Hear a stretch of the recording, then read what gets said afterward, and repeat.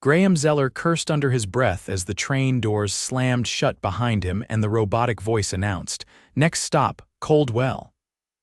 That wasn't the stop he'd meant to get on for, not even close. He looked down at his Rolex, irritation bubbling in his chest. He was supposed to be at the Westbridge terminal, catching the express back to Manhattan after a meeting that ran too long. Instead, he'd been distracted on the phone, walked onto the wrong platform, and now he was stuck on a local train heading in the opposite direction filled with worn seats, fluorescent lighting, and 0 espresso bars. This was not the kind of place someone like him ended up. Not unless something had gone very, very wrong. Then he saw her. She was sitting by the window halfway down the car, her brown curls pulled up in a messy bun, face tilted toward the glass, completely lost in whatever was outside. Her book was open in her lap, forgotten. She looked like she didn't belong here either, but not for the same reasons he didn't. She looked too alive, like the world hadn't dulled her yet. He didn't think.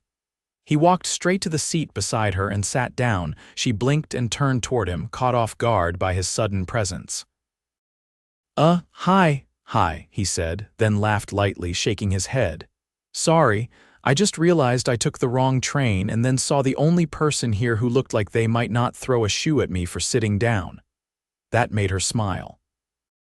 Bold assumption.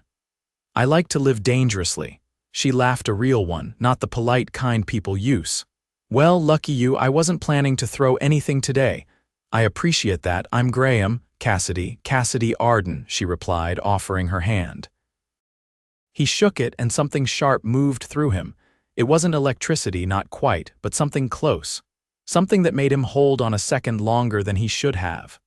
"So, Cassidy Arden," he said, releasing her hand, "where's this train taking you?" She gave a half smile. "Back home." "Coldwell, you, apparently," he said dryly, "Coldwell." They both laughed again, and just like that, the air between them shifted. It was easy, too easy. "So," he asked, leaning back in the cracked leather seat, "what do people do in Coldwell?" "Try not to scream from boredom," she said with a shrug. "It's a town filled with antique shops, coffee that tastes like cardboard, and people who think anything outside the state line is a foreign country."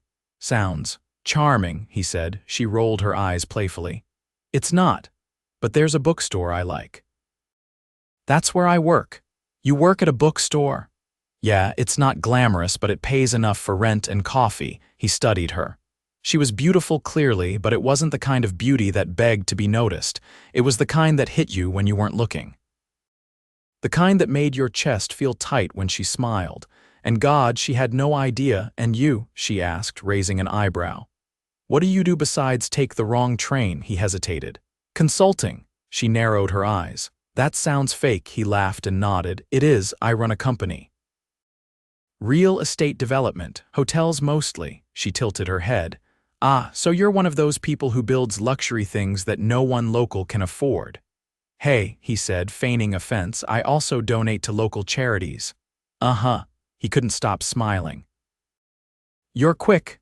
You're not used to that, not even a little." The train jolted slightly as it pulled into a small, sleepy-looking station.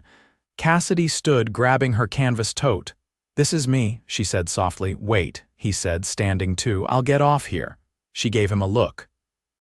"You don't even know where this is." "I know it's where you are." She stared at him, uncertain for a second. Then she laughed. "You really are insane." "Maybe. But I've had a long day, I'm in the wrong town, and you're the only part of it that feels right." That made something flicker in her eyes. She didn't say anything, just turned and walked toward the exit, and he followed.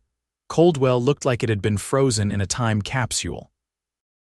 Brick buildings with faded paint, a diner with a flickering neon sign, and a bookstore with a crooked welcome mat.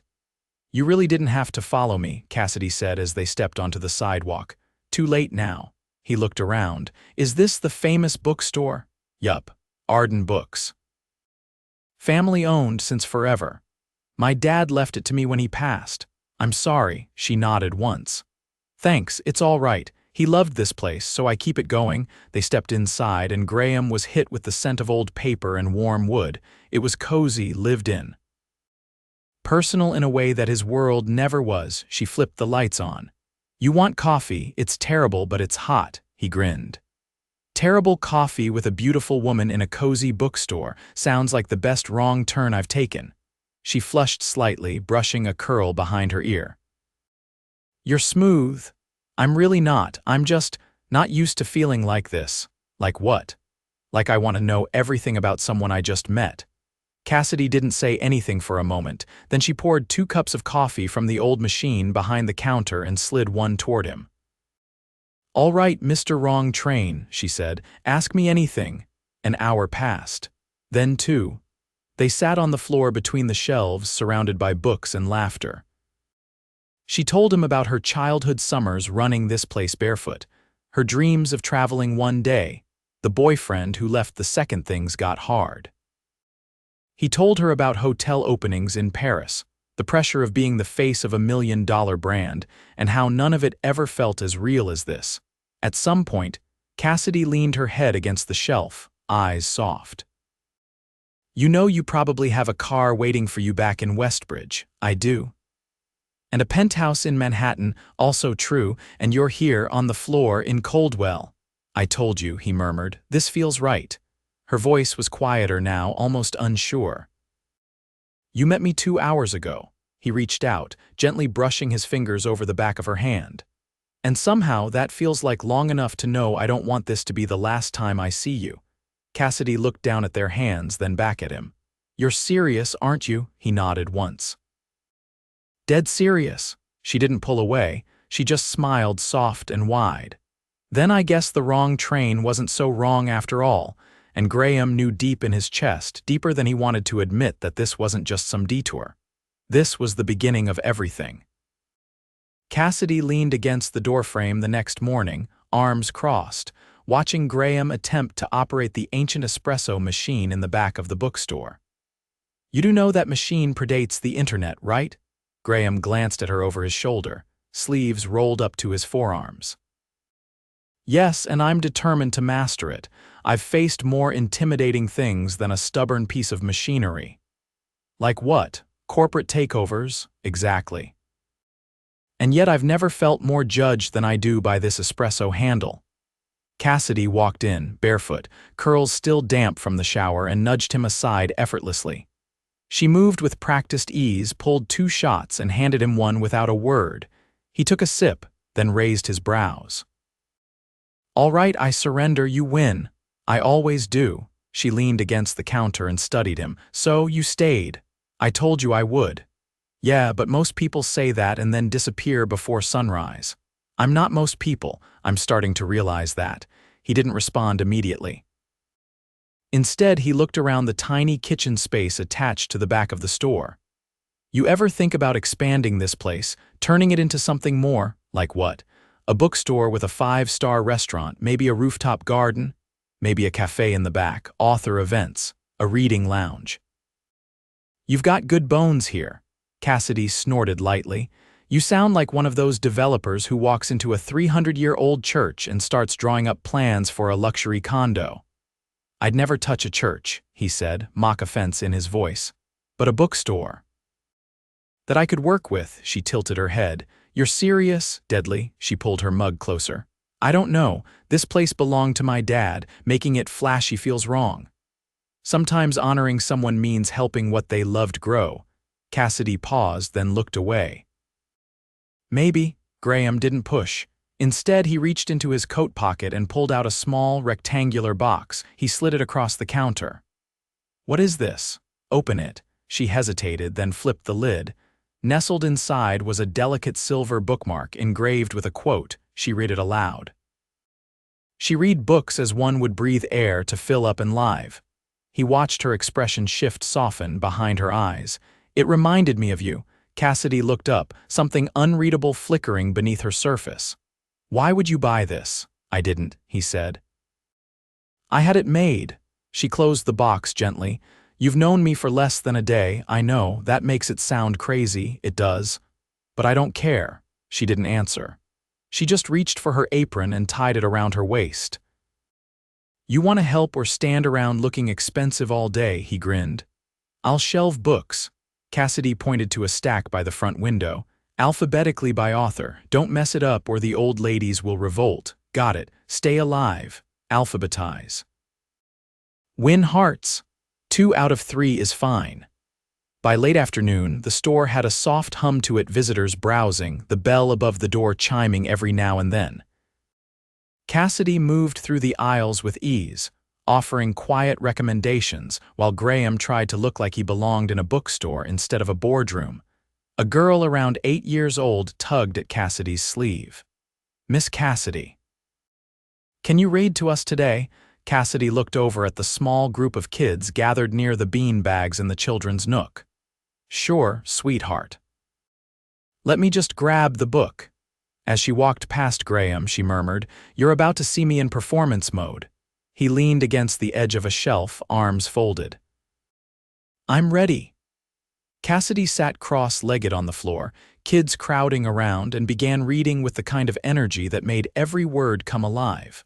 Her voice rose and dipped, wide-eyed and dramatic, drawing gasps and giggles from the little ones. Graham couldn't look away. She was radiant, fully herself, without pretense or polish. It was the most captivating thing he'd seen in years. After the story, Cassidy stood, brushing off her jeans. "All right, munchkins, go pick one book to take home." "Just one." As the kids scattered, she returned to Graham, her cheeks slightly flushed. "You're kind of amazing," he said simply. Cassidy rolled her eyes. "Don't get sappy. I'm not. I'm being honest." She didn't reply, just grabbed a box of donations and started sorting. "So what now? You planning to stay in Coldwell forever?" "No, but I'm not leaving until I understand why I'm here." She set the box down. "What does that mean?" "It means yesterday I was on a train heading to a meeting I didn't care about. Today I'm here, helping a woman I barely know, and it feels like the first thing that's mattered in a long time." Cassidy looked at him carefully. "You don't even know if I'm single." "I do now." She laughed a short, surprised sound. "You're impossible. And yet you haven't asked me to leave." He stepped closer, just a breath between them now. "Tell me not to kiss you," he said quietly. Cassidy held still, her voice barely above a whisper. "I won't." And so he kissed her. Not with practiced charm or polished restraint, but with something deeper, something that crossed the line between chance and fate. When they broke apart, she didn't move away. Just rested her forehead against his. "This is insane. Doesn't mean it's wrong." Outside, the sun was beginning to dip, casting long shadows through the windows. Graham ran a hand through his hair and exhaled. "I have to go back tomorrow, for a day, a meeting I can't miss." Cassidy looked down. "Right, but I'll come back." "You don't owe me anything, Graham." He reached for her hand. "I'm not doing it because I owe you, I'm doing it because I want to." She didn't pull away. "Okay, I'll be back in 2 days. And when I return, I want to take you somewhere." "Where? You'll see." He stepped back reluctantly, like he was peeling himself from something magnetic. "Don't disappear on me." Cassidy gave a small nod. "I won't." He left that night, boarding the last train out of Coldwell. But as the town disappeared behind him, the weight in his chest didn't lift. It only grew heavier. Back in Manhattan, the city gleamed like it always did, cold, unbothered, and relentless. His assistant met him outside the boardroom. "They're waiting." "You're late, I know. And the investors want an answer on the Singapore deal. Tell them they'll have it by the end of the day." As she walked away, he looked down at the silver bookmark in his pocket. He hadn't told her he took it with him, and he wouldn't, not yet. Because for the first time, his world, the one with high rises and high stakes, wasn't the one he wanted to be in. And he had every intention of returning to the one that was. Cassidy stood on the back stoop of Arden Books, arms folded tightly across her chest, watching the first flecks of snow begin to fall. The air smelled like pine and distant chimney smoke, and the sky had that heavy, slate-gray look that warned of a blizzard. But she wasn't thinking about weather. Not really. She was thinking about how long it had been since Graham left, and how quiet the bookstore felt without his laugh echoing between the shelves. She hadn't meant to miss him. She didn't want to feel like something vital had gone with him. But here she was, staring at Snow she used to love, wondering if he was even coming back. The back door creaked open behind her. "Cass, you're gonna freeze out here," came the voice of her neighbor Helen, who'd stopped by to drop off a box of vintage cookbooks. Cassidy turned slightly. "I'm fine." Helen stepped outside anyway, her thick scarf wrapped twice around her neck. "You've been a little off lately. I'm just tired. You were glowing last week. Now you're watching Snow like it insulted your mother." Cassidy let out a short laugh. "That obvious, huh?" Helen gave her a look. "Did someone break your heart or just forget to come back?" Cassidy didn't answer right away. "I don't know yet." Helen touched her arm gently. "If he's the kind of man who'd walk away from this place and not come back, then he's not worth the pages you'd write about him." Cassidy nodded, not trusting herself to speak.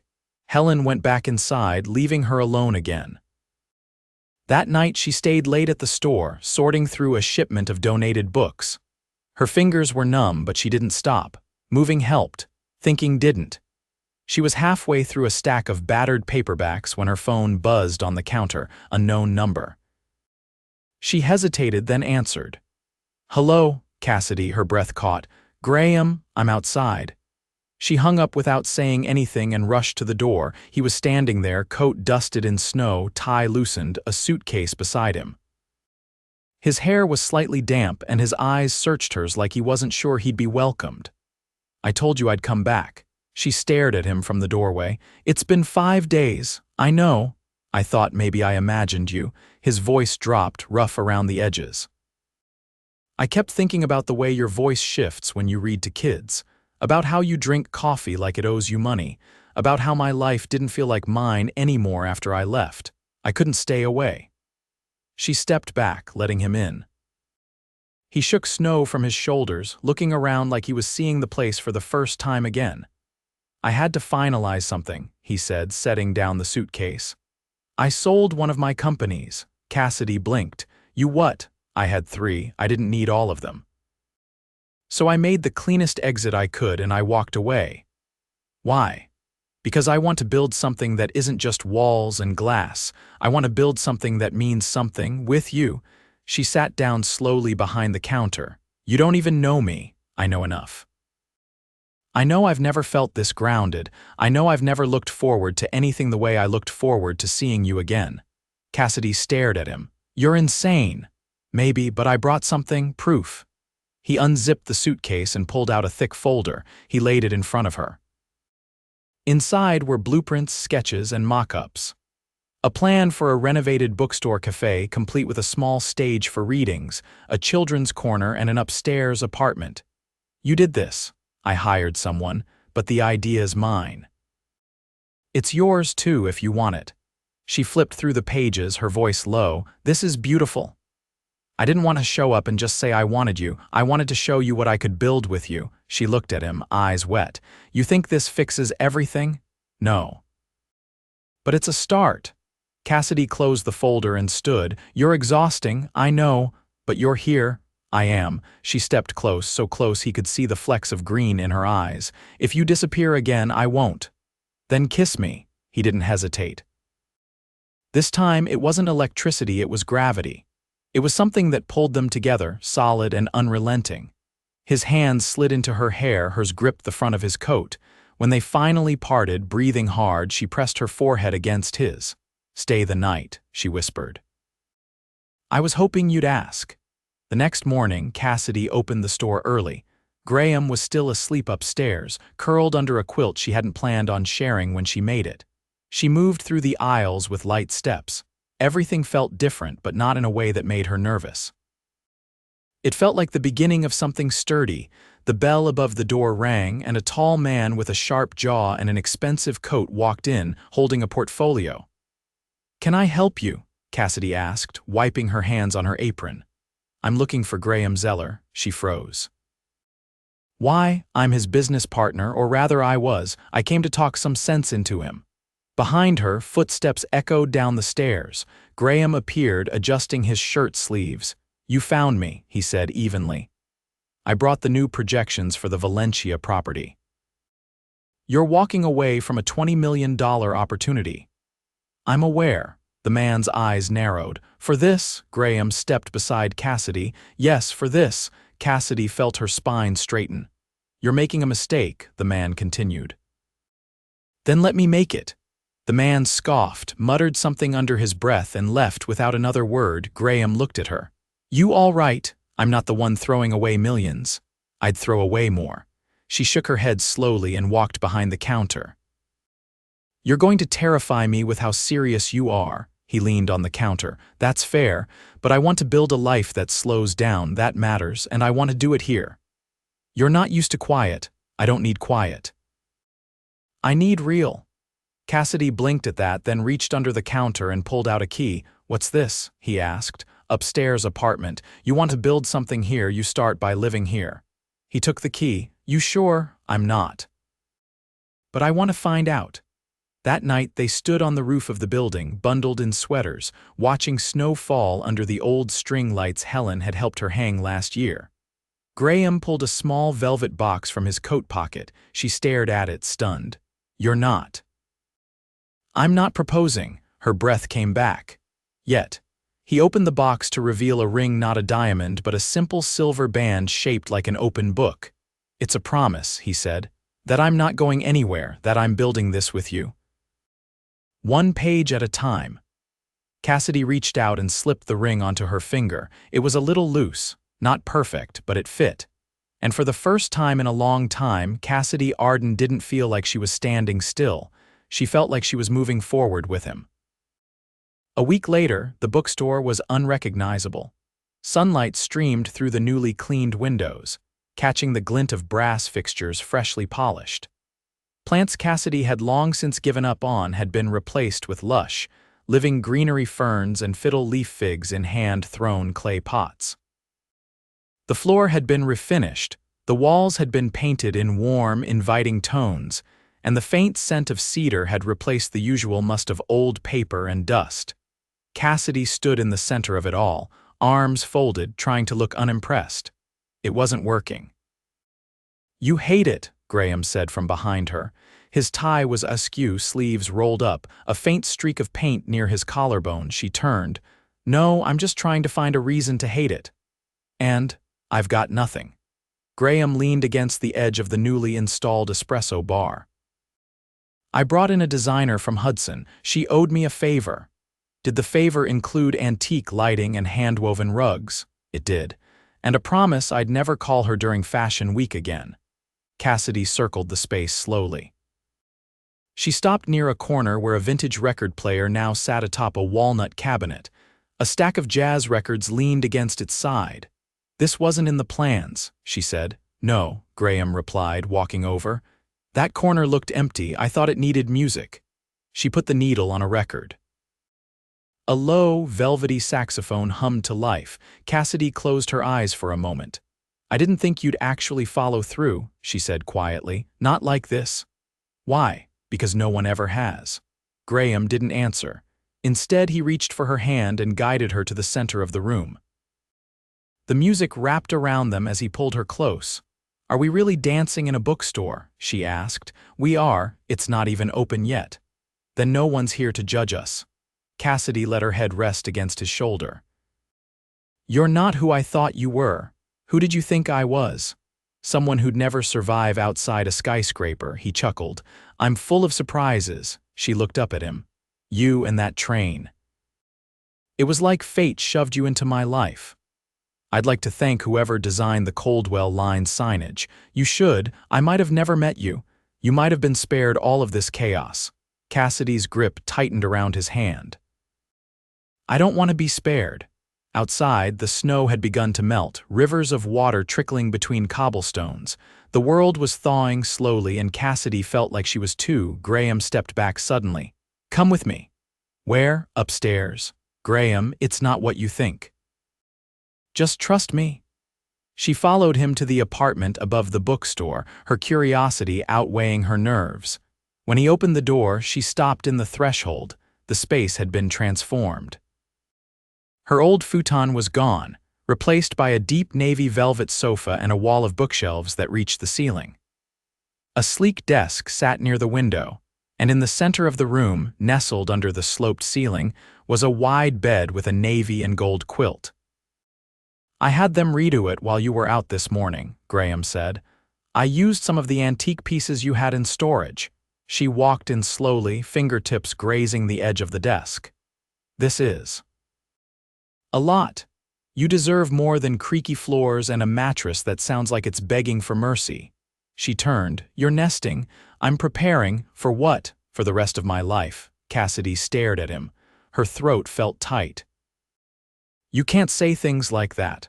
"Why not?" "Because I'll believe you. I want you to." She sat on the edge of the bed. "You make it feel so easy." "It's not easy," he said. "I walked away from everything I thought I wanted. I've got board members who think I've lost my mind. Friends who don't understand. Investors who won't talk to me. Do you regret it?" He knelt in front of her, hands on her knees.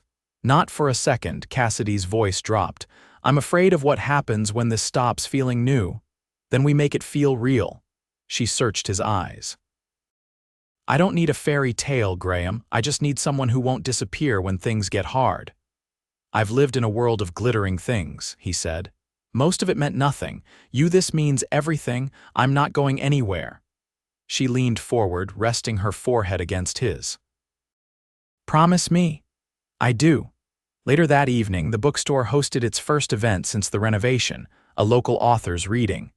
People filled the space, sipping espresso from handmade mugs, lounging on velvet chairs, flipping through books under the low glow of pendant lights.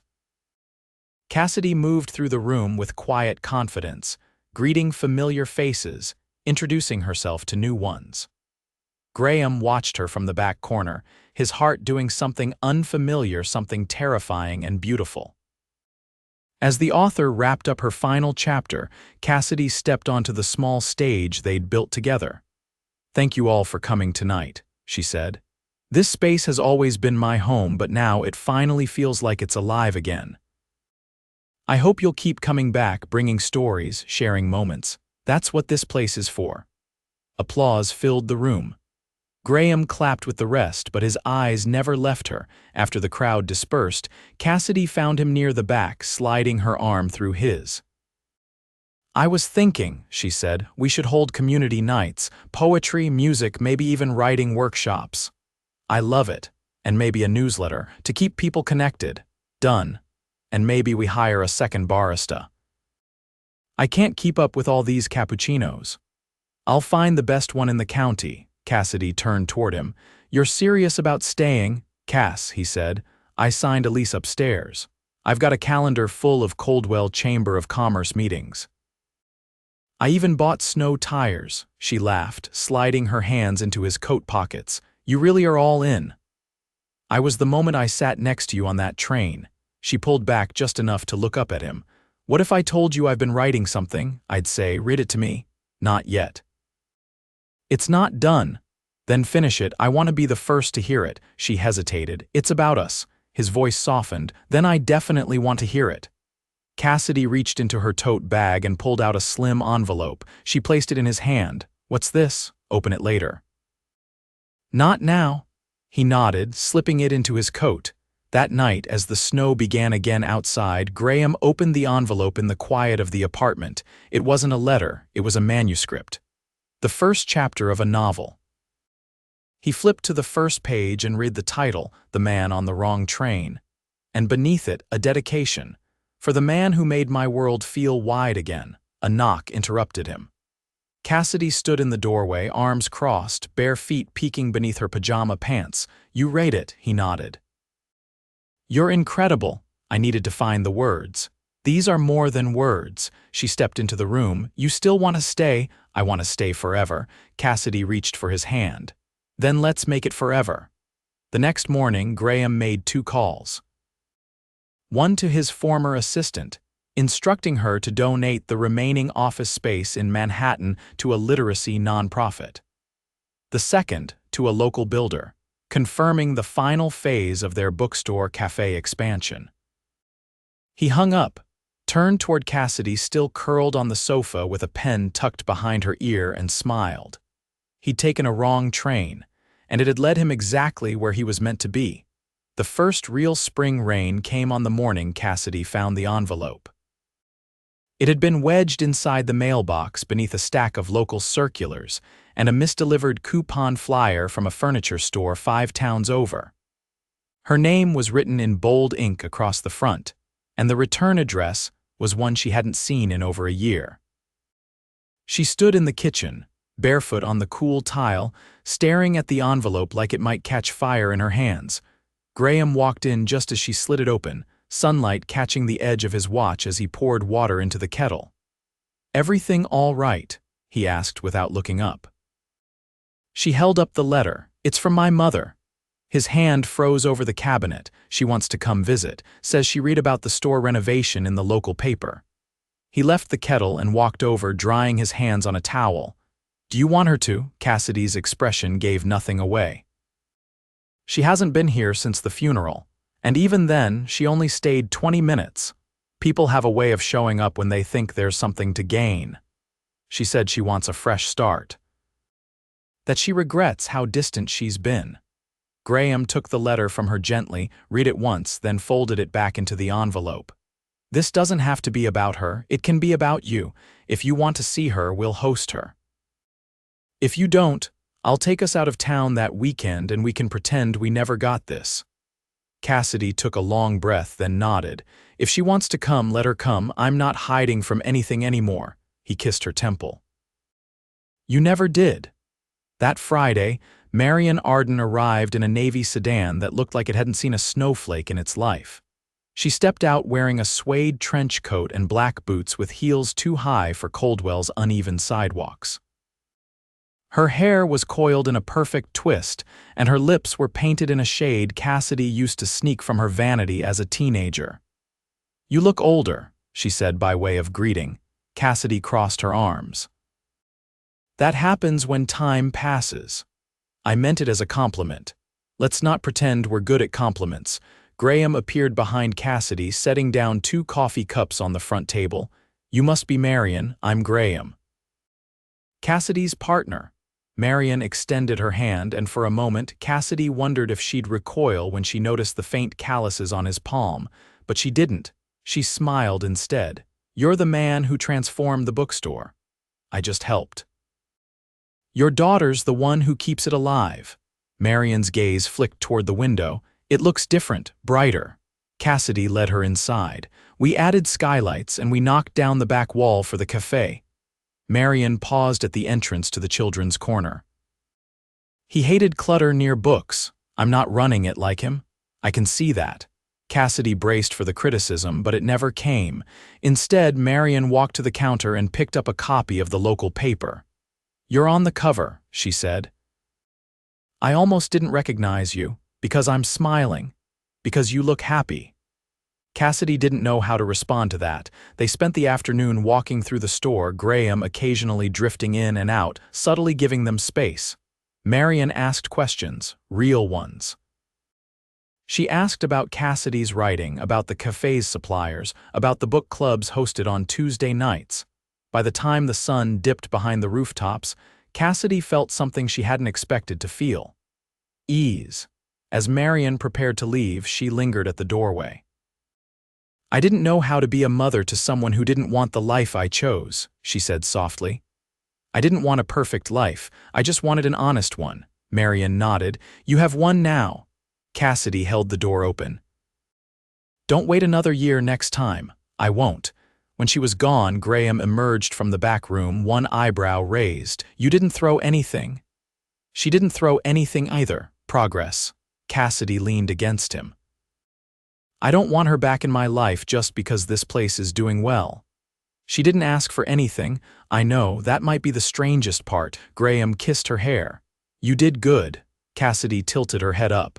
"You know what I've been thinking about? Tell me." The old train platform. "Where we met, it's still abandoned." "I noticed. I almost missed the sign the first time. I want to buy it." He blinked. "You what?" "I want to turn it into an outdoor reading garden, with benches and lights and maybe a little stage for poetry readings. That platform brought me you. I want to give it new meaning." Graham pulled out his phone. "Say no more." "I'll call the town council first thing in the morning." A week later, they stood at the edge of the platform, wind tugging at their jackets as Cassidy pointed out where the benches would go, how the stage would sit beneath the old clock tower.